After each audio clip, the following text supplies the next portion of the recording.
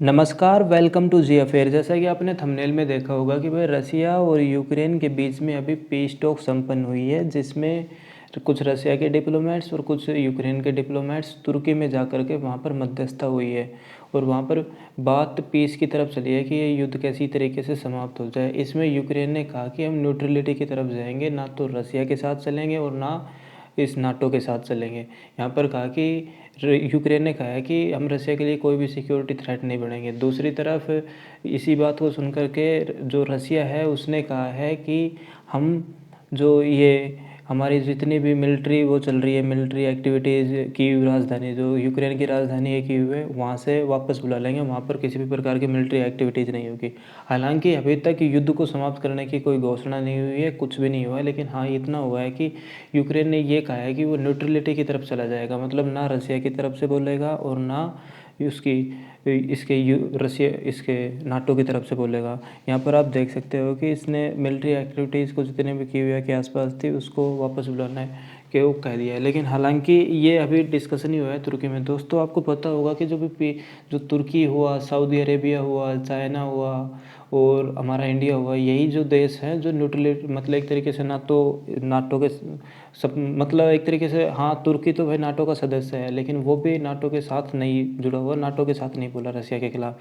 और उसी में चाइना भी नहीं इसके साथ अमेरिका के साथ बोला है और ना इंडिया अमेरिका के साथ बोला है। मतलब न्यूट्रल रहे हैं, ना इसकी तरफ से ना इसकी तरफ से। इसलिए यही प्लेस थे जहाँ पर ये डिस्कशन कर सकते हैं। इसराइल भी है इसमें, लेकिन अभी इसमें सभी बातें हुई थी। जैसे भाई थोड़े दिन पहले बताया जा रहा था कि इसराइल भी मध्यस्थता करने वाला था, लेकिन अभी तुर्की में मध्यस्थता हुई है, तुर्की में डिस्कशन हुआ है। और यहाँ पर आप देख पाओगे कि भाई नेगोशिएशंस हुआ है और यही कहा है कि मेन रीज़न यही निकल के है, मेन जो चीज़ है यही निकल के है। हालांकि दोस्तों ये वार जो है अब रसिया को सताने लगा है, क्योंकि 1 महीने से ऊपर हो चुका है और कोई रिजल्ट आ नहीं रहा है। और इकोनॉमी पर मतलब जो वेस्टर्न की तरफ की वजह से जितने भी सैंक्शंस लगाए गए हैं उनकी वजह से रसिया की इकोनॉमी ध्वस्त होने लगी है। ठीक है, वे पेट्रोल के प्राइस भी बढ़ रहे थे और कुछ ऐसे भी। और बताया जा रहा है कि आने वाले लगभग 3-4 साल में रसिया की इकोनॉमी आधी हो जाएगी। यदि रसिया की इकोनॉमी आधी हो जाती है तो आप खुद देख सकते हो कि क्या हो सकता है कि यदि एक देश की इकोनॉमी एकदम से आधी हो जाए तो उस देश की जो जनता है वो उस देश के नेता के खिलाफ खड़ी हो जाएगी। ठीक है, वहाँ पर तख्ता पलट हो सकता है। दोस्तों आप देख सकते हो कि जो रसिया है, ये जो अमेरिका है, इसने बहुत सारे देशों को मतलब एक तरीके से तख्ता पलट करवाया है। जैसे ईरान में इसमें इराक़ में देख सकते हो, इराक़ में जब सद्दाम हुसैन की जो सरकार थी उसका तख्ता पलट करवा दिया था। अभी पाकिस्तान में बोला जा रहा है कि भाई इमरान खान यूएसए के खिलाफ जा कर के चाइना के साथ बोल रहे हैं और वेस्टर्न के खिलाफ जा रहे हैं, इसलिए यूएसए ही पाकिस्तान में तख्ता पलट करवाने की पूरी पूरी कोशिश कर रहे हैं। ये देख सकते हो कि इसलिए ये पूरी कोशिश थी कि क्योंकि रसिया की जनता है ना, वो भी यूएसए का अपोज करती है हमेशा से ही। उसके जैसे हमारे इंडिया के जो सेंटिमेंट्स, लोकल पीपल्स के सेंटिमेंट्स रसिया के साथ जुड़े हुए हैं। कुछ भी हो, जैसे हम एज ए इंडियंस जाते हैं यूएसए में पढ़ने के लिए, लेकिन जब रसिया के खिलाफ कोई बात बोलता है या एक तरीके से ये लगता है कि रसिया इंडिया के जैसा ही है, मतलब हम अपने ऊपर ही लेकर के चलते हैं उस चीज़ को।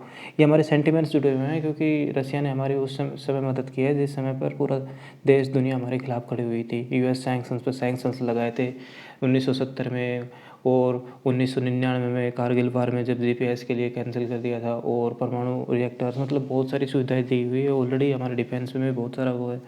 इसलिए हमारे पब्लिक सेंटिमेंट्स जुड़े हुए हैं और यही कारण है कि हम भी मतलब एक तरीके से जो ये रसिया के जो लोकल पीपल्स है, इसी की तरह से रसिया, यदि रसिया के खिलाफ कोई बोलता है तो हमें भी अच्छा नहीं लगता।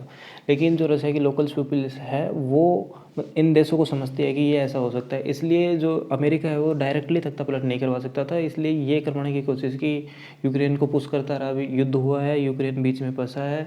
और अब जब पीस टॉक होगा तो जैसे यदि इकोनॉमी ध्वस्त हो जाती है तो इसमें वहाँ से तख्ता पलट हो सकता है। ठीक है, यहाँ पर आप देख सकते हो न्यूट्रल स्टेट रहने की पूरी कोशिश कर रहे हैं।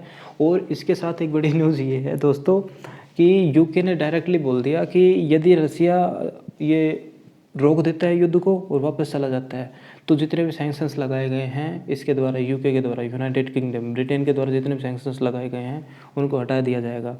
दोस्तों आप यहाँ पर देखो वही चीज़ है, कुछ नहीं है। ये जो यूक्रेन है, ये जो यूके है, इसको सैंक्शंस बाद में बैठाने पड़ेंगे, क्योंकि भाई इसका जो रसिया है ये नेचुरल गैस का, पेट्रोलियम का और जैसे उर्वरक का, इनका बहुत बड़ा एक्सपोर्टर कंट्रीज है, ठीक है, गेहूं का, खाद का, इन चीज़ों का बहुत बड़ा एक्सपोर्टर है। और जो भी देश की जो बेसिक नीड्स हैं दूसरे देशों की, वो रसिया से ही पूरी होती है, ठीक है। इतनी बड़ी मतलब लगभग पूरी दुनिया का लगभग 14-15% भाग लेकर के बैठा है। तो भाई उस देश के पास खाली ज़मीन पड़ी हुई है, तो वो यही इसी काम में जैसे नेचुरली काम में आता है, इसलिए उसकी डिपेंडेंसी है। और आगे जा कर के सैंक्शंस कम करने पड़ेंगे, लेकिन वो ऑलरेडी बोल रहा है कि सैंक्शंस कम कर देंगे। और जब पीस टॉक हुई है, इसी बीच में जो ऑयल है ना, ऑयल, उसके भी प्राइस गिर गए हैं, $3 तक नीचे आ गए हैं। लग रहा है कि भाई ये युद्ध है, ये रुकने वाला है, ये युद्ध रुक सकता है। हालांकि जो 1 तारीख है हमारी, अभी 1 अप्रैल को, वहाँ से 30 को या 31, हाँ 31 मार्च को रसिया के जो विदेश मंत्री है वो भारत में आने वाले हैं, और नफ्ताली बेनेट जो इसराइल के वो हैं वो भी आने वाले हैं, ठीक है। और यूके के फॉरेन सेक्रेटरी हैं वो भी आने वाले हैं। तो अब ये देख सकते हो कि ये भी आ रहे हैं हमारे इंडिया में। तो बोला जा रहा था कि भाई इंडिया में पीस टॉक होगी, लेकिन हाँ तुर्की में पीस टॉक हुई है और वहाँ पर कोई मतलब डिसीजन सही निकल के आया है, और इससे वो नहीं है। हालांकि जो मैं बता रहा हूँ आपको कि भाई ये जो यूके है ये बोल रहा है कि सैंक्शंस रिमूव कर देंगे, उनको हटाने पड़ेंगे, क्योंकि यूके ऑलरेडी डिपेंडेंट है रसिया पर, और ना चाह कर भी भाई रसिया से डिपेंडेंसी दूर नहीं कर सकता है। यहाँ पर आप देख पाओगे कि अभी भाई बोला तो गया है कि भाई पीस टॉक हुई है, और रसिया बोल रहा है कि वहाँ से हटा लेंगे, लेकिन रैपिडली हाइपरसोनिक मिसाइल्स दागी जा रही है। और एरिया में जैसे खार्किव है या दूसरे एरिया जो साउथ की तरफ है, उसमें हर जगह पर ये दागे जा रहे हैं। और कोई मतलब वो बस, और मेन टारगेट किसको बनाया जा रहा है, जहाँ पर भी आर्मी कैंप है, जहाँ पर भी हथियार रखे हुए हैं मिशंस। क्योंकि आपको पता होगा कि रसिया का जो फाइनली टारगेट क्या है कि वह यूक्रेन को डीमिलिटराइज कर दिया जाए, लेकिन ये रसिया के द्वारा पॉसिबल नहीं हो पाया, यूक्रेन को डीमिलिटराइज नहीं कर पाया। इसलिए मतलब एक तरीके से सेटबैक तो लगा है रसिया को, क्योंकि इतनी बड़ी सुपर पावर होने के बावजूद भी यूक्रेन पर अपनी जीत हासिल नहीं कर पाया है। हालांकि इसका मतलब वो ये कुछ वो तो नहीं निकाल सकते, क्योंकि दूसरी तरफ से ये रसिया, ये जो यूएसए, ये फुल्ली सपोर्ट कर रहा था यूक्रेन को, सभी देश सपोर्ट कर रहे थे। ये दो देशों के बीच युद्ध नहीं था, ये आधी आधी दुनिया में बटा हुआ था। यहाँ पर आप देख सकते हो कि भाई जो युद्ध चल रहा है, इस युद्ध के दौरान ही अभी फिलहाल न्यूज़ निकल के आई है कि मोस्टली देश हैं वो रसिया के डिप्लोमेट्स, जैसे भाई हमारे यहाँ पर एम्बेसडर आकर बैठते हैं ना, उसके साथ डिप्लोमेट्स और होते हैं, जितने भी काम करने वाले, उनको बाहर निकाल रहे हैं, भगा रहे हैं देशों से। यहाँ पर आप देख पाओगे कि किस किस देश ने, बेल्जियम ने, नीदरलैंड ने, आयरलैंड ने, और ये जितने भी ऐसे अदर रिपब्लिक है, इसने रसिया के 40 डिप्लोमेट्स के समथिंग इनको देश से बाहर निकाल दिया है। तो दोस्तों ये मतलब एक तरीके से बोला जा रहा है ना कि ये युद्ध हुआ ना, इससे ये तो हो गया कि जो रसिया की रैंकिंग भी हर जगह, हैप्पीनेस कोई से भी हर चीज़ में नीचे आएगी, देख लेना फ्यूचर में। प्लस क्योंकि ये कुछ भी है, जो यूएन है, यूएन जो बोलते हैं यूनाइटेड नेशन, ये सिर्फ यूएसए का मतलब एक तरीके से एक हैंड है दुनिया पर राज करने का, और कुछ नहीं है। यहीं से देख लेना, अब रसिया को हर जगह वो कर दिया गया है, और रसिया को हर कंट्री, जितने भी जो आज तक खिलाफ थे, लगभग 196 कंट्री है, 170, और उसमें से 141 तो देख सकते हो सिर्फ अपोज करने वाले थे, ठीक है। 141, 170 में से मान लो कि मोस्टली यूएन में भाई जितने भी कंट्रीज़ हैं, उनमें से लगभग 141 कंट्रीज़ ने तो रसिया का अपोज किया था।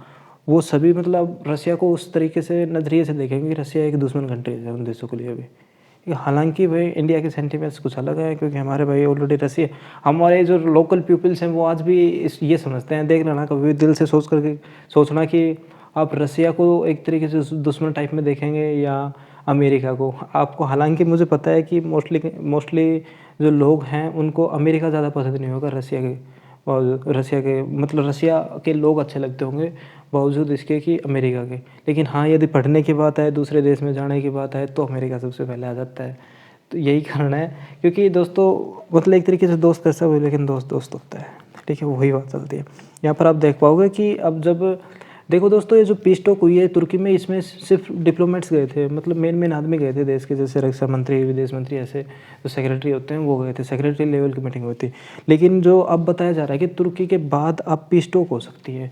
अब पीस टॉक तो हो चुकी है, लेकिन अब मतलब माओ बोलते ना, फेस टू फेस मीटिंग हो सकती है, किसकी, पुतिन की और जेलेंस्की की, ये पॉसिबल बताया जा रहा है। लेकिन हाँ, तुर्की में बताया जा रहा है कि तुर्की में ही होगी, ठीक है, और कोई वो नहीं बताया गया है कि ये मॉस्को और ये कीव है इसके बीच। दोस्तों यहाँ पर आप देख पाओगे कि आज 29 मार्च से, हालांकि 28 मार्च तक बताया गया है कि रसिया को इतना नुकसान हो चुका है जिसको वो इमेजिन भी नहीं कर सकता। यहाँ पर एक रिपोर्ट के अनुसार है, गलत भी हो सकता है दोस्तों, यहाँ पर आप देख पाओगे 17,000, लेकिन रसिया क्लेम कर रहे हैं ओनली 10, मतलब 4-5 हज़ार तक भी नहीं। उसने तो कहा है सिर्फ इतने 1100 से 1500 ही सैनिक मरे हैं, लेकिन देश की तरफ से रिपोर्ट है। इसी के साथ लाइक करें, सब्सक्राइब